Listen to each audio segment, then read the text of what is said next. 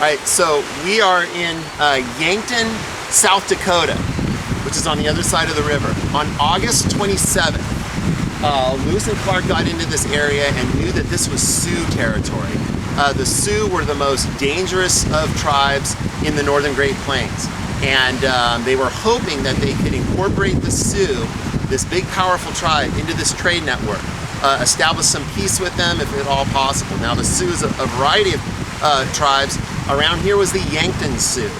And up ahead is the Teton Sioux, which were known to dominate the river, not allow people to get through, and that's what they're concerned about. But they're first going to run into the Yankton Sioux. They had an interpreter with them, a French interpreter named Dorian, and he had been up this river.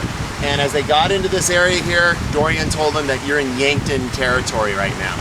And so what they did is they pulled the boat aside and they lit the prairie on fire. I know this is a forest now. Just to get to this spot, we had to hike around a mile through the forest. I'm standing precipitously on the edge of a cliff, hanging on a tree right now, so that you can see this kind of famous place where this happened. But they set, at the time, this was all prairie land.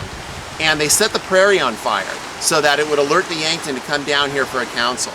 And sure enough, a couple hours later, a teenage boy, Yankton boy came swimming up to the boat, and they decided, and they asked the boy if they could have a council, and a couple other teenage boys swam up to the boats as well, and the boys said that they would go back to their chiefs. This is on the other side of the river. This is now a lake, by the way. It's been dammed, but anyhow, on the other side of the river, and that the next day that they would have a council. This place is called Calumet Bluffs, and it's right here by this dam, but it's Calumet Bluffs.